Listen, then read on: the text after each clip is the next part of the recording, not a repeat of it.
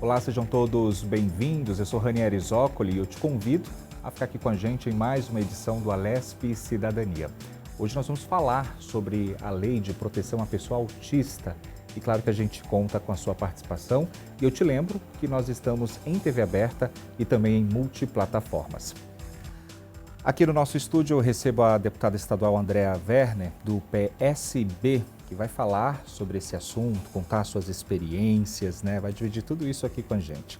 E de forma remota está a doutora Raquel Del Monte, médica especialista em TEA. Doutora, muito obrigado pela sua participação, seja bem-vinda, tenho certeza que a gente tem muita coisa para conversar. Eu que agradeço o convite de estar com vocês nessa conversa tão importante. Deputada, é importante mesmo, porque acho que as políticas públicas que já tem é um ganho para a população, mas ainda precisa muito mais. Sim, a gente de fato avançou com algumas legislações específicas, mas a gente precisa tirar do papel, Precisa sair daquela coisa de lei que pega e lei que não pega, que se diz aqui no Brasil. Falando em lei, eu tenho aqui a lei de número 17.158 de 2019, institui a Política Estadual de Proteção dos Direitos da Pessoa com Transtorno do Espectro Autista, o TEA, e Gênio Tato. Importante essa discussão aqui na casa, hein, deputada? Essa lei, inclusive, ela trouxe uma base para os direitos das pessoas autistas no estado de São Paulo, falando do direito à saúde, ao diagnóstico, assistência social. E eu emendei essa lei no ano passado com a minha lei 17.798, que foi sancionada pelo governador, que traz também a perspectiva da inclusão escolar, o direito ao acompanhante especializado, que é uma coisa que a gente já tinha em lei federal, eu trouxe para o estado. A proibição de você fixar um número máximo de crianças com deficiência por sala de aula, porque isso era usado para recusar a matrícula, e também multa para escolas que recusam a matrícula de crianças, de alunos com deficiência. Deputada, a gente quer até agradecer por você estar aqui com a gente, dividindo a sua experiência como uma mulher autista, uma mãe atípica. E aí eu queria que você falasse para a gente, como é que veio esse diagnóstico? Bom, cada vez mais tem pai e mãe tendo diagnóstico depois dos filhos, O autismo é uma condição altamente genética, é o que mostram os estudos mais recentes e mais robustos. O meu filho foi diagnosticado pouco antes de fazer 2 anos, ele apresentava sinais muito clássicos de autismo quando ele era pequeno, então ele teve atraso de fala, quando ele entrou para a escolinha, por mais que a gente, pais de primeira viagem, a gente não notou. Eu tenho várias teorias sobre isso, inclusive, acho que é porque a gente tem tanta gente neurodivergente na família que a gente achava aqueles comportamentos totalmente normais, Mas quando ele entrou para a escolinha com 2 anos, as professoras notavam que quando chamava ele não olhava, que ele não atendia pelo nome, que ele não seguia comandos verbais, que ele não interagia com os coleguinhas, e nos pediram uma avaliação com um médico e a gente levou ele no neuropediatra e veio o diagnóstico já na primeira consulta justamente porque ele tinha esses sinais muito clássicos. No meu caso, eu já sabia que eu tinha TDAH, já tinha esse diagnóstico e inicialmente eu joguei tudo aquilo que eu sabia que eu tinha de diferente a vida inteira nas costas do TDAH. Como eu sou mulher e mulheres geralmente manifestam o transtorno de uma forma diferente, elas ocultam alguns sinais que os meninos têm, elas imitam as coleguinhas, então elas conseguem disfarçar muito essas coisas dos déficits sociais. E ainda tem a questão das altas habilidades, que também ajudam a mascarar bastante esses sintomas. As meninas fazem muito essa coisa do mascaramento, Mas mais tarde, conhecendo pessoas autistas, ficando amiga de mulheres autistas, de homens autistas, eles começaram a pontuar algumas coisas, isso aí não é TDAH não, isso aí não é não. E começaram a me marcar coisas muito específicas que têm a ver com um critério do autismo, que é o comportamento restrito e repetitivo, de repetições minhas mesmo. Olha, você senta na mesma cadeira quando você viaja, você quer ficar no mesmo hotel, você quer ir sempre no mesmo restaurante, você pede o mesmo prato. E eu comecei a reparar algumas coisas assim, que vinham desde a minha infância. E aí eu procurei uma clínica que é especializada em diagnóstico de adultos, porque não é a mesma coisa e não é fácil, justamente porque são pessoas que passaram a vida ocultando, E essa avaliação demorou cerca de 6 meses, eu tive pelo menos 13 consultas com a psicóloga, fiz algumas escalas diagnósticas que ajudam a aprofundar alguns temas, falaram com os meus pais, com meu marido, com amigas, com um psiquiatra também, e aí veio esse fechamento do diagnóstico. No início eu fiquei meio, como tudo na vida a gente fica, mas será? Aí eu lembro que eu gravei a devolutiva da psicóloga, porque na hora eu estava tão emocionada que acho que eu nem prestei muita atenção. E depois eu ouvi de novo, e aí aquilo começou a fazer tanto sentido, que eu acho que foi o fechamento, assim, né? Faltava isso, né? Exatamente. Eu acho que tinha uns buracos, assim. Eu via o Theo fazendo umas coisas na infância que eu falava assim, mas eu fazia isso. Eu sei exatamente por que ele está fazendo isso, porque eu fazia isso. E estava tudo bem até então, antes do diagnóstico? Ah, não, ele está fazendo isso porque eu também fazia. Sim, eu passava assim... Era aquela coisa assim meio hereditária. Ah, não, ele tá repetindo... Era muito instintivo na minha cabeça. Ele deitou no cantinho na parede, com o rosto encostado na parede, porque é geladinho. Eu fazia isso. Então, para mim, era natural, né? Não tinha essa questão. Então, muitas coisas passaram a ser explicadas depois, né? Meninas também têm essa coisa de que os hiperfocos delas têm a ver com coisa de menina. Menino, às vezes, tem uns hiperfocos meio... Sabe, eu gosto de ventilador, eu gosto de máquina de lavar, eles gostam de umas coisas meio exóticas, assim. As meninas, às vezes, o hiperfoco é princesas, bonecas. Eu sempre tive um hiperfoco a vida inteira de cachorro. Cachorro, falava de cachorro, eu fazia aniversário de cachorro, eu pegava cachorro na rua e levava para dentro de casa. Minha mãe, coitada, quase tinha um troço, eu aparecia com bicho dentro de casa toda hora. Só falava disso, sabia todas as raças de cachorro. Mas isso é um interesse de criança e de menina, numa certa medida. Eu tive um hiperfoco desde a adolescência, que é da Sissi, que foi uma imperatriz da Áustria, e eu morro de rir disso. Quem trouxe o hiperfoco foi minha mãe. Ela amava os filmes, aí ela botou para mim, para minha irmã, para a gente ver, e aí eu vi aquele filme, eu devo ter visto umas 30 vezes, e aí eu comecei a ler a respeito. E aí, atualmente, inclusive, eu estou lendo uma biografia da Sissi, que a minha irmã me indicou e tudo, então é um hiperfoco que ficou até hoje. Mas não é nada assim muito diferentão, que você fala, nossa, mas que estranho a pessoa gostar de ventilador. Tem menino, né, que é louco com lixeiro, menino autista. Eu quero ser lixeiro, eu gosto do lixeiro, eu já vi mãe fazendo aniversário de lixeiro, com o tema lixeiro, porque o menino autista gosta disso. E as meninas, elas têm uns hiperfocos que são mais disfarçáveis, assim, que parecem coisas que naturais, ok, né? Então isso vai passando no máximo, é chata, só fala disso, não muda de assunto. Mas não parece uma coisa assim que tenha algum motivo mais profundo, né? Doutora Raquel, né, depois desse depoimento da deputada, a gente percebe que é muito mais comum do que a gente imagina, porém a gente precisa falar cada vez mais sobre isso. Sem dúvida, a gente está falando de uma condição que é realmente muito mais comum do que a gente pensava um tempo atrás, né? Eu costumo brincar que quando eu saí da residência médica, claro, já faz muitos anos, né? Tenho 31 anos de formada, embora não tenha mudado muita coisa de lá para cá, e esse é um detalhe importante. Mas a gente falava de uma criança autista a cada 2.500 pessoas, e a estatística atual nós estamos falando de um autista a cada 36 pessoas.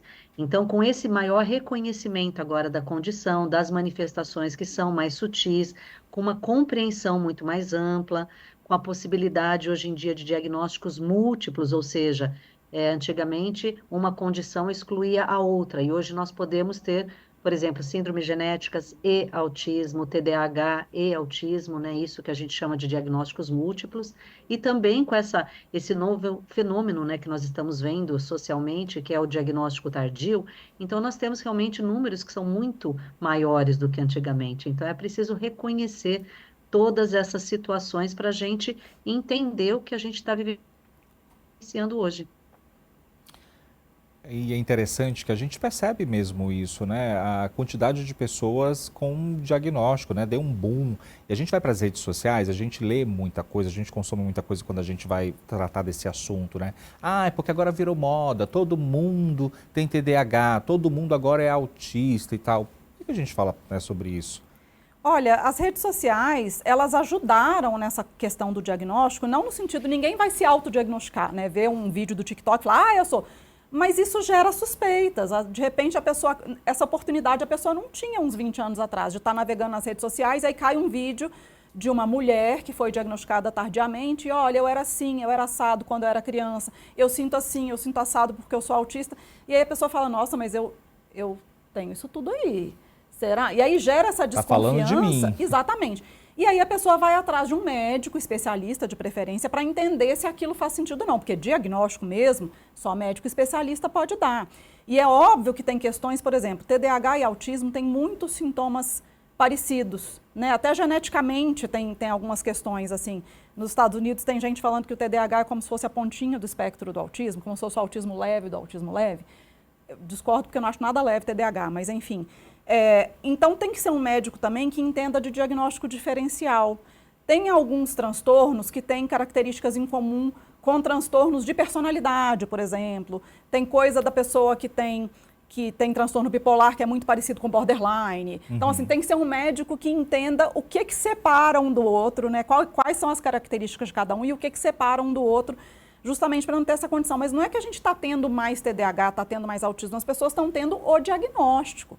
Essas pessoas sempre estiveram aí, mas não se tinha esse conhecimento de que, essa característica mais essa, mais essa, mais essa, é porque isso é autismo, ou isso é TDAH.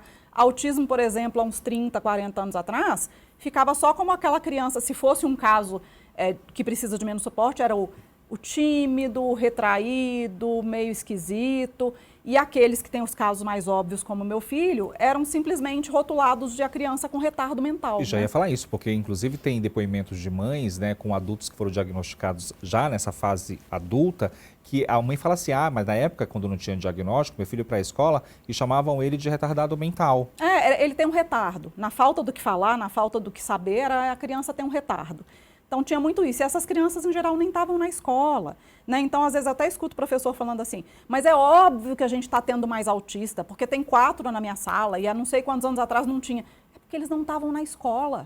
Não estavam. Eles estavam ou trancados em casa, porque as escolas nem aceitavam essas matrículas, ou estavam em instituições do tipo APAE e coisas Justamente porque parecidas, pela né? falta de diagnóstico correto, eles tinham um outro tipo de tratamento. Não estavam na escola, esse é o fato, né?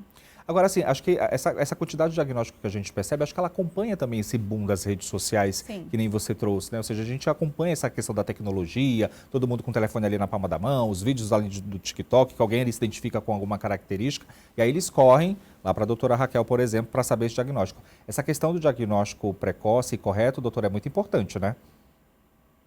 É extremamente importante. É importante até falar que sobre essa questão desse aumento das pessoas falando, nós temos várias coisas correndo em paralelo.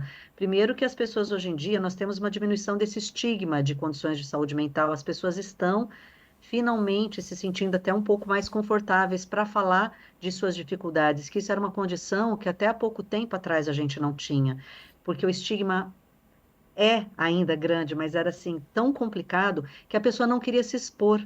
Aquilo é muito pesado para a pessoa se expor, inclusive nos ambientes educacionais. E até hoje, a gente tem famílias que têm um diagnóstico e às vezes não quer que conte para a escola.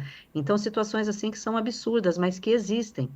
E também a gente tem que levar em conta de que na psiquiatria, em condições de saúde mental, por exemplo, a gente tem o caráter que a gente chama de dimensional, né? Então, além de ter essa questão de que várias condições podem compartilhar alguns sinais, alguns sintomas, que é o que a deputada Andréa estava falando, por isso a importância de um diagnóstico diferencial, mas além disso, as pessoas às vezes que acham que está tendo uma banalização, é porque algumas características fazem parte de traços que nós temos. Aí a dimensão é importante o que a gente chama de prejuízo, que é a nossa nota de corte, como, por exemplo, a ansiedade, para ficar mais claro o que eu estou falando. Todos nós temos ansiedade, mas nem todos nós temos um transtorno de ansiedade.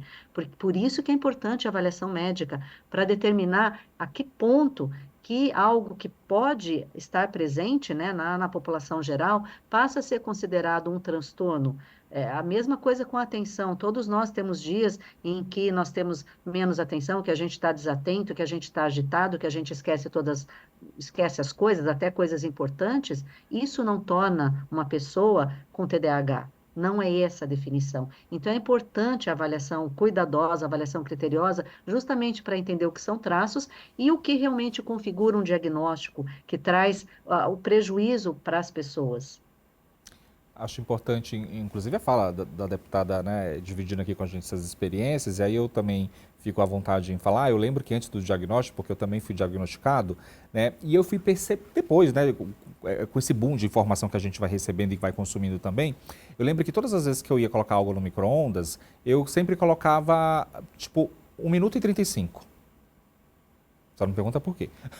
1 minuto e 35. Aí eu ia aumentar o volume da televisão, sempre deixava no mesmo volume.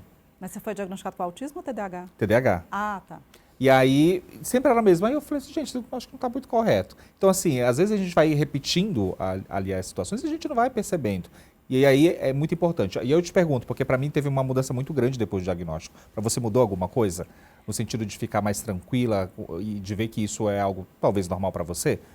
Não, mais tranquila eu não fico nunca. Eu não sou uma pessoa tranquila, porque a ansiedade... A pessoa que passa a vida disfarçando várias coisas que ela percebe desde cedo que não são bem aceitas socialmente, ela não tem como ser tranquila, né? O custo psicológico vem. Eu era aquela criança que era cutucada embaixo da mesa. Eu cresci sendo cutucada. Porque falava demais, porque comia demais, porque falava na hora errada, porque, enfim, fazia perguntas desconfortáveis para as pessoas. É assim, sempre. Eu cresci sendo cutucada.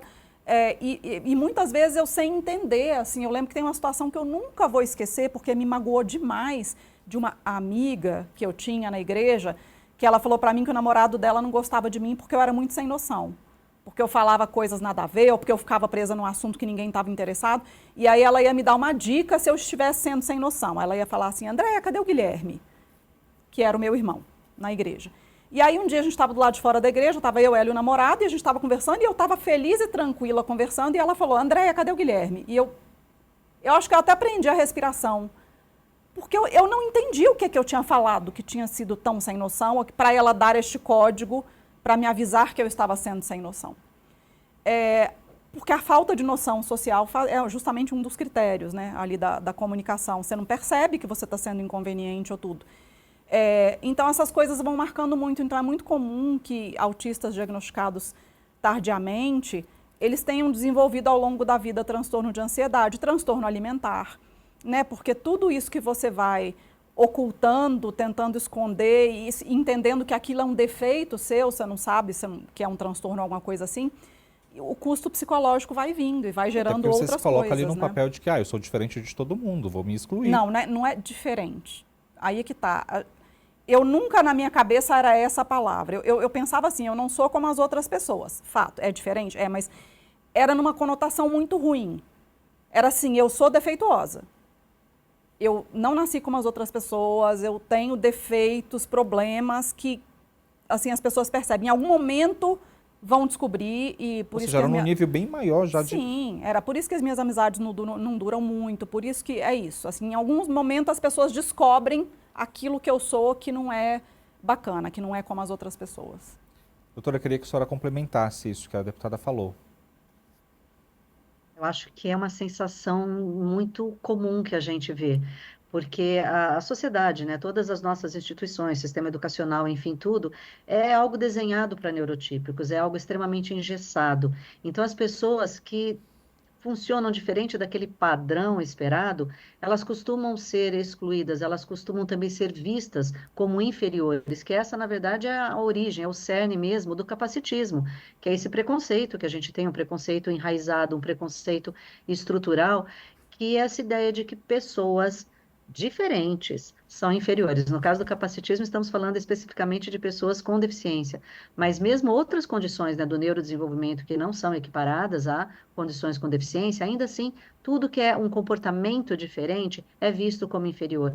Então, a gente vê muito esses relatos de eu me senti uma fraude, eu me sentia uma pessoa quebrada, uma pessoa defeituosa. Isso é muito triste, porque a gente vai realmente, efetivamente, desenvolvendo quadros secundários, aí é o transtorno do neurodesenvolvimento. Nós vamos tendo quadros secundários de ansiedade, de depressão, e muitas vezes a pessoa que vem procurar um diagnóstico tardio, ela vem por causa do diagnóstico secundário, ela vem procurar por conta do quadro da depressão, e é só na investigação que a gente vai vendo que tem muitas outras coisas por trás desse quadro.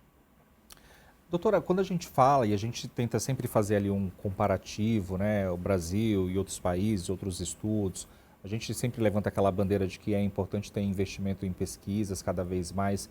O Brasil, ele deixa a desejar quando a gente fala de pesquisas nesse assunto, relacionando aí com outros países ou não?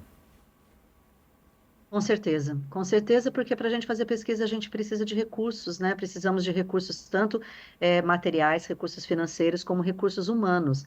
E nós estamos aqui num momento falando em recursos humanos, em que a capacitação de todas as áreas, mas vamos falar de profissionais da saúde, né? Que seriam mais ligados, por exemplo, a pesquisas do transtorno do neurodesenvolvimento.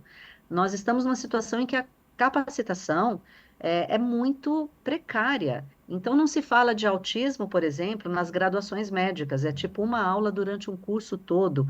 E mesmo nas pós-graduações, nas residências das áreas de saúde mental, a formação em transtornos do neurodesenvolvimento deixa muito, muito a desejar. Então, nós já não temos profissionais que tragam esse conhecimento, né, das suas bases universitárias, e o que a gente acaba vendo, na verdade, é uma realidade que a gente está vivendo, que os profissionais que acabam indo para o estudo, para a pesquisa, para o aprofundamento, são pessoas que, de algum modo, têm uma relação pessoal com a causa. Então, o que a gente vê são pesquisadores que estão hoje à frente aqui das pesquisas do Brasil, porque eles têm filho autista, porque eles têm algum autista na família e eles sentem na pele a dor, a falta de tudo aquilo. Então, os pesquisadores do Brasil, em grande parte, estão lá por uma questão de envolvimento pessoal. E não era para ser assim, né, deputada? A É, iniciativa tinha que partir bem antes de sim, tudo isso. 99% dos casos é. E aí a gente vê um quadro, né, que a gente recebe muito nas denúncias do gabinete, que é município de 200 mil habitantes que tem um neuropediatra para fazer o diagnóstico. Filas de 4 anos para conseguir um diagnóstico. Porque normalmente quem faz esse diagnóstico é psiquiatra infantil ou neuropediatra. E a gente tem aí os pediatras, que por mais que todo mundo diga, ah, mas está diminuindo o número de gente que quer fazer pediatria, tem muito mais pediatra do que neuropediatra. Que eles têm uma formação bem generalista, porque esse é o objetivo mesmo, e que a maioria não consegue ainda identificar sinais de autismo ou até de outros transtornos. Eu já recebi mãe de criança com paralisia cerebral que falou que ela notou que os pezinhos da filha ficavam virados para dentro. A pediatra não notou, aí ela levou num neuro que pediu uma ressonância e viu que tinha paralisia cerebral.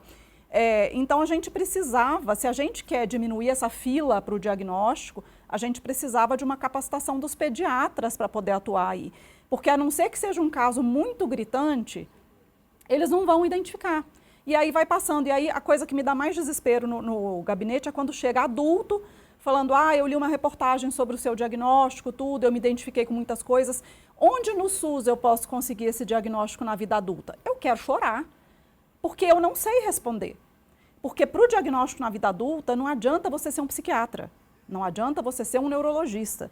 Você tem que entender muito sobre autismo, sobre o espectro, sobre manifestações em gêneros diferentes, para você conseguir fazer aquilo. Então, eu simplesmente não sei para onde direcionar essas pessoas. Eu até fiz um projeto de lei nesse sentido, prevendo parceria público-privada, porque a gente tem aí uma demanda enorme de adultos que não têm onde ir no SUS e não conseguem pagar R$5.000 para um profissional para fazer uma avaliação completa. Bom, a gente vai para o intervalo. Na volta a gente continua falando, né, principalmente da lei que protege as pessoas autistas. É um instante só.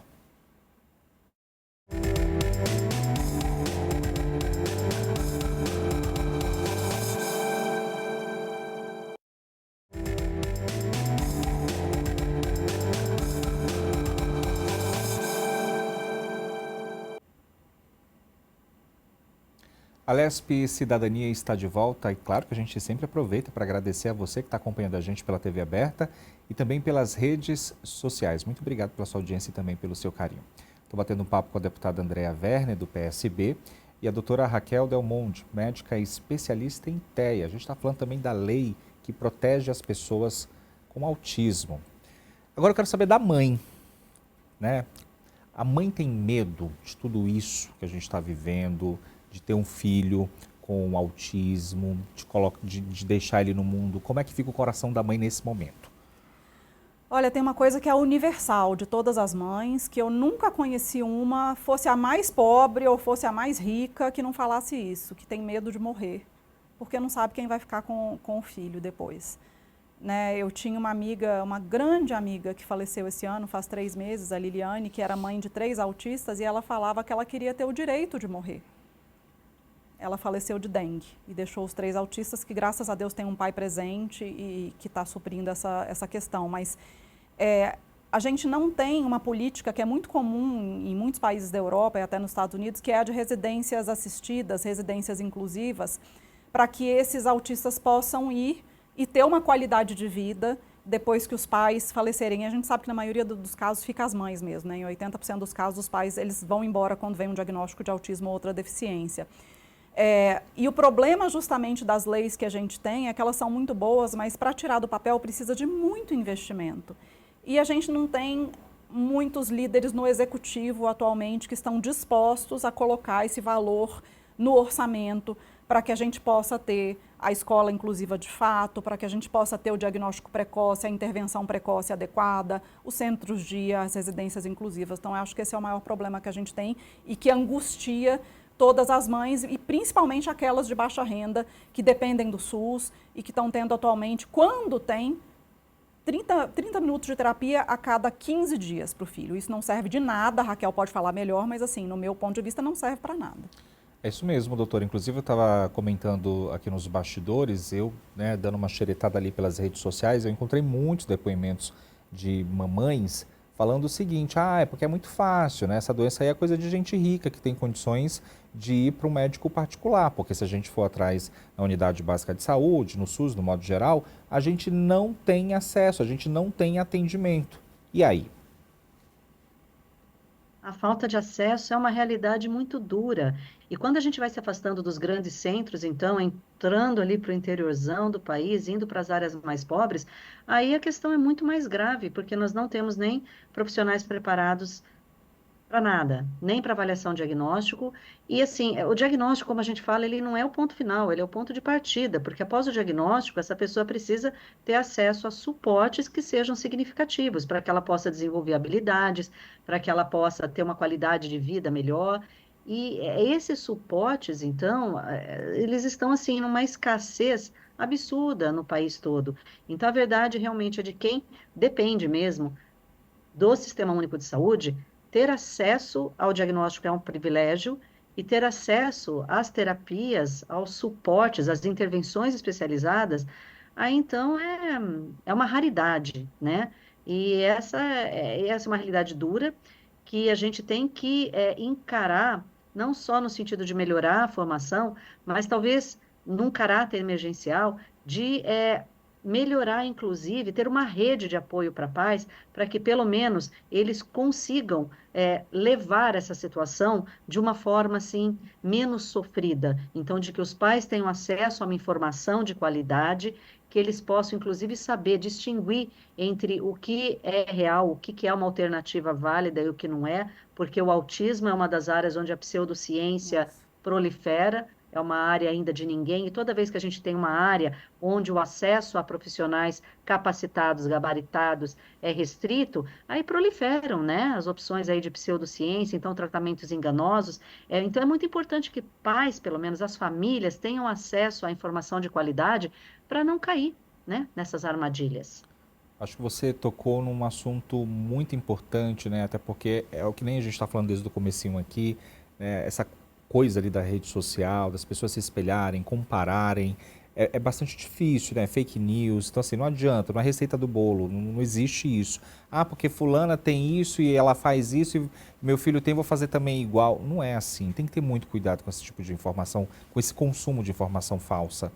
O cenário mudou drasticamente de quando meu filho foi diagnosticado, né? Inclusive, na época, em 2012, eu fiquei conhecida porque eu comecei um blog em janeiro de 2012 para falar sobre o diagnóstico dele e naquela época não tinha praticamente nada sobre autismo na internet.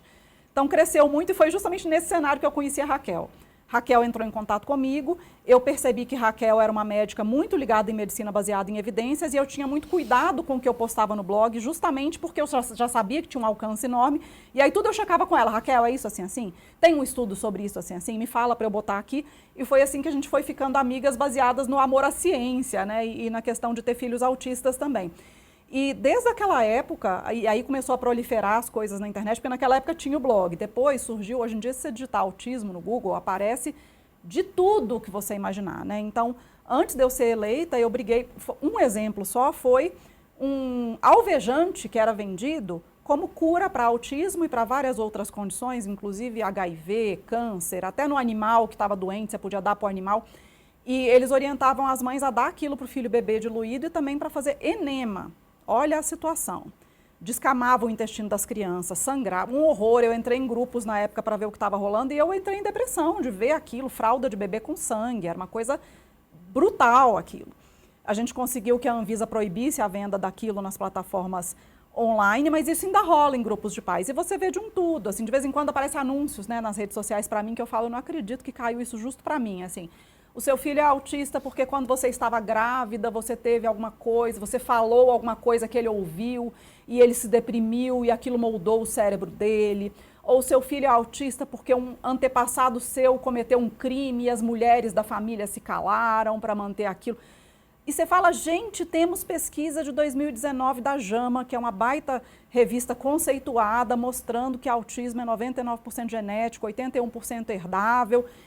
E as pessoas ainda se apegam a esse tipo de coisa. Então, de fato, uma coisa importante seria o SUS, quando a pessoa for diagnosticada, já dar uma cartilha, alguma coisa. Olha, de onde veio isso do meu filho? Aqui está a explicação científica de linguagem simples, aquela coisa toda.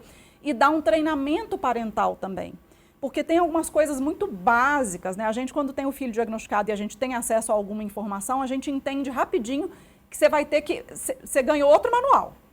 Você achava que sua criança tinha um manual, que você ia agir de certa forma com ela, agora você tem outro. Então, você tem que reforçar certos comportamentos dela, você tem que estimular a linguagem, você tem que... Então, assim, tinha que ter algum tipo de treinamento parental para que esses pais soubessem o que fazer em casa já para também ajudar essas crianças, né, na medida do possível, porque a gente sabe que todo mundo trabalha muito, nas periferias muitas mães têm que deixar o filho o dia inteiro com outra pessoa olhando para poder trabalhar, então é ver o que é possível dentro de cada cenário. Doutora, eu estou vendo a senhora concordar com a deputada, pode complementar. Sim, eu tive um trabalho recente, né, no Conselho Nacional de Justiça, no qual nós elaboramos justamente um manual, uma cartilha de atendimento a pessoas com transtorno do espectro autista. E essa é uma iniciativa para ser usada no atendimento dentro do judiciário, tanto ao público que procura o judiciário, quanto aos colaboradores autistas. Mas algo nesse sentido, essa cartilha básica com informações atuais, baseadas em ciência, esse tipo de coisa seria uma iniciativa assim, extremamente importante para ser replicada no país todo, para familiares que possam receber já na unidade de saúde, receber uma informação a respeito da condição do filho. Porque o diagnóstico, às vezes, vem acompanhado de muita culpa, porque como a deputada disse, é o que a gente vê, o senso comum é cheio de explicações, né, por que aquela criança nasceu com autismo? Então, porque você fez isso ou porque você deixou de fazer outra coisa? Porque você vacinou, então, são teorias essa que foi a pior. imperaram, né, aí em algumas décadas atrás e que ainda estão presentes. E o que a deputada falou agora sobre vacina, que é uma das teorias, infelizmente, ainda mais difundidas, e foi até a primeira vez que a gente apanhou junta de verdade mesmo, né, Andréia? Foi quando eu fiz o post falando que vacina não causava autismo e a Raquel me ajudou com toda a base científica. Apanhamos Isso muito. mesmo. E tinha gente que bateram em vocês nisso? Nossa, ganhei hater desde aquela época que permanece até hoje. Pode continuar, doutora. Muito. E foi realmente a primeira vez que a gente pegou e falou assim, não, pelo amor de Deus, assim, nossa, é uma coisa que a André apanhou muito na época de ter publicado, né, aquele texto, e que ainda hoje, a gente vê pessoas que não vacinam por medo de autismo, e a gente escuta muito isso das famílias, então foi isso que você fez ou deixou de fazer, então é um diagnóstico que vem acompanhado de muita culpa, de muito estigma, então ter acesso, um acesso rápido a essas informações que são básicas, informações de qualidade, com respaldo de ciência, faria uma diferença incrível, eu acho que na própria aceitação da família e na maneira que a família daí vai passar a procurar lidar com seu filho e lidar, né, em busca aí de direitos de acesso a intervenções. Olha, para os que bateram não adiantou nada, porque a deputada está aqui, querida. A deputada e a doutora Raquel continuam. Rindo de nervoso. Rindo, então. Agora existe uma lei para proteger. Ela tem fiscalização? Como que a gente define essa lei? Olha, se tem fiscalização, tem a minha, né? Porque o que a gente mais faz nesse gabinete é fiscalizar. A gente visita muita escola, a gente visita a CER, a gente visita a CAPES, a gente visita entidades que prestam esse tipo de atendimento. A gente está aí com cerca de 70 denúncias por dia no gabinete de violações de direitos, e a maioria é de pessoas com deficiência, a maioria é de autista, né? Todo mundo sabe do meu diagnóstico do meu filho, então eu fiquei conhecida por causa disso, então acaba que vem um volume muito grande de coisas sobre autismo para o gabinete.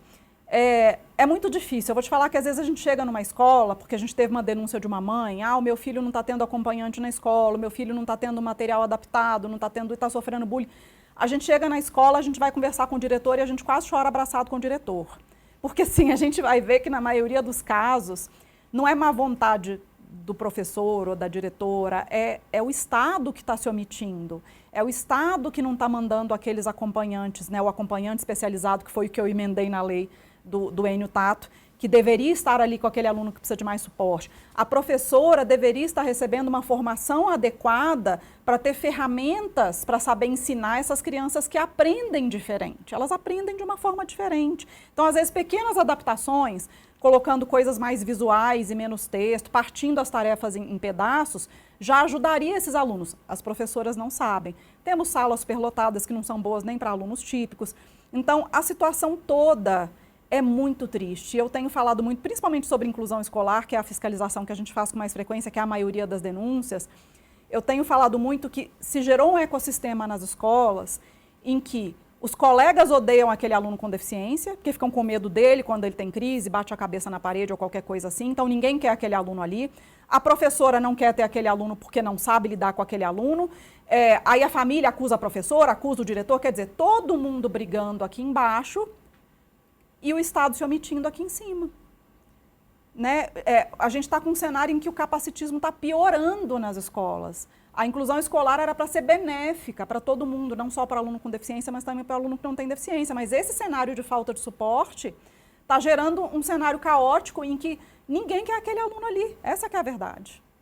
Eu acho que falta. Esses dias a gente entrevistou uma psicopedagoga e ela estava falando exatamente isso, né, dessa questão da falta de informação, de disseminar aí informação realmente verdadeira. E ela falou, gente, a gente está aqui de dedos cruzados esperando, por exemplo, tudo isso que a gente está falando aqui de autismo, de lei que protege, de colocar isso como matéria obrigatória, principalmente na primeira infância, já começar a partir daí, já que o Estado se omite em fazer essa inclusão, que parece que é só na teoria, que na prática não funciona. E muitas coisas que eu vejo também nas nossas fiscalizações estão desrespeitando a lei. Né? Porque além da gente ter a lei, né, nesse sentido muito bonito, que é essa política de suporte aos autistas, que fala do direito à saúde, direito ao diagnóstico precoce, à intervenção, que a gente sabe que não existe, né, não está acontecendo, porque precisa de investimento. Tem também aquela coisa, nessa lei mesmo, fala da intersetorialidade nas ações. Quer dizer, não dá para a gente eliminar a saúde na educação quando você está falando de aluno Sim. autista. Né? Eu já fui em escola em que o aluno entrou em crise e chamaram a GCM, porque ninguém sabia o que fazer. E a própria coordenadora de educação especial da escola me falou, a gente queria uma ajuda do CAPS, a gente chegou a entrar em contato com o CAPS para ver se eles podiam nos passar alguma orientação do que fazer quando esse aluno entra em crise, mas eles falaram que saúde não pode estar na educação. Mas a lei fala de intersetorialidade. A lei brasileira de inclusão, que é a mais importante do Brasil, que tem status de emenda constitucional, ela também fala de intersetorialidade. O Pacto de Salamanca, que o Brasil assinou e que também fala de inclusão, também fala de intersetorialidade. Então, que papo é esse que saúde não pode estar na educação? A gente está excluindo alunos da educação quando a gente vem com esse papo que saúde não pode estar na educação. Porque a gente está falando de um transtorno complexo que envolve o cérebro da criança que vê o mundo diferente, entende o mundo diferente. Então, que as professoras vão ter que saber lidar com isso, entendendo o que a saúde já aprendeu sobre isso. Não é uma questão pedagógica mais, mas essa questão da saúde influencia totalmente na questão pedagógica. Pode complementar, doutora. Sim, eu acho que essa é a questão principal que a gente está se vendo agora no país em relação à inclusão escolar, é que é preciso ter esse olhar entre esse diálogo, né, entre saúde e educação, porque necessariamente a gente precisa de abordagens que às vezes são da área da saúde. Então, por exemplo, no autismo a gente sabe que das áreas principais, que é o critério diagnóstico, é a área da comunicação. E nós temos às vezes autistas não oralizados que não fazem uso da linguagem, né, da linguagem oral, e que muitas vezes a equipe pedagógica não sabe lidar com isso e já assume erroneamente que esse aluno, então, tem uma deficiência intelectual, que ele não entende o que está sendo dito, porque eles não têm esse preparo, esse nível de conhecimento, e aí às vezes a gente precisa do auxílio, por exemplo, de uma fonoaudióloga, precisa instituir comunicação aumentativa alternativa. Às vezes nós temos um aluno, por exemplo, uma coisa muito comum, que se recusa a fazer registro manual, que não faz cópia, que não escreve, enfim, por uma questão de dispraxia, questões sensório-motoras que também fazem parte do autismo, e às vezes, assim, a equipe pedagógica que não tem esse conhecimento, tudo interpreta como sendo uma questão comportamental, que o aluno está ali enfrentando o professor, que é um aluno difícil de lidar, que a questão é só comportamental, quando na verdade parte de uma dificuldade neurológica e precisa da orientação de um terapeuta ocupacional, de como pode lidar, então, para que essa criança desenvolva essa parte também motora. Então, nós temos, assim, uma série de circunstâncias dentro da escola que poderiam, sim, ser resolvidas, assim, com abordagens de outros profissionais.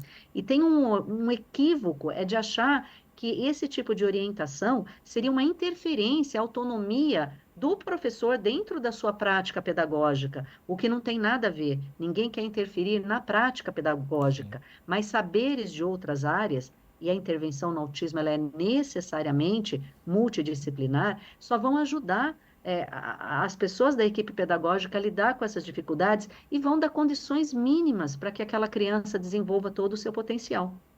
A gente fala tudo sobre isso e falta atendimento humanizado. Falta atendimento Uhum. humanizado nas escolas, nas unidades de saúde. Tem muita gente despreparada ainda. Quando a gente fala dessa soma, que está todo mundo aqui querendo somar para ajudar, e aí eu pergunto, você está nessa linha de frente já há muito tempo, batendo nisso daí. Ainda tem dificuldade de atrair pessoas que somam também nessa luta aqui dentro da casa? Olha, é uma causa que ninguém vai falar que é contra, né? Todo mundo vai falar que é a favor, os autistas, vamos ajudar os autistas, ajudar as famílias, e assim, no raso, realmente eu tenho esse apoio. Mas na hora que eu preciso de um apoio para assinar uma emenda, para colocar um valor no orçamento, para que tenha acompanhante especializado nas escolas, aí eu fico com mais dificuldade. Né, porque tem todas aquelas questões do governo, que o governo quer, e tem a base do governo, aí a gente entra nessa seara que é uma seara mais política e fica mais difícil.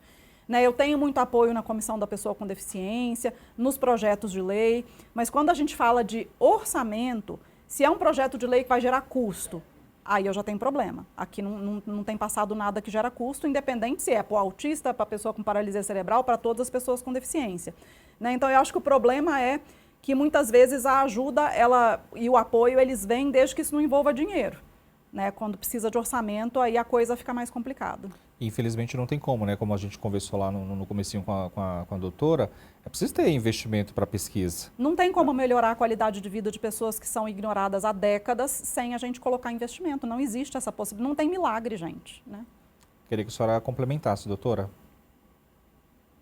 Eu acho, como eu estava falando também, que a gente já começa com uma formação muito precária, né, de profissionais, tanto da área da saúde e da educação, não tem outra saída a não ser realmente ter uma atenção já na grade curricular da graduação, de inserir as disciplinas que vão lidar com o neurodesenvolvimento, porque nós estamos falando do material básico para a gente lidar realmente com a educação.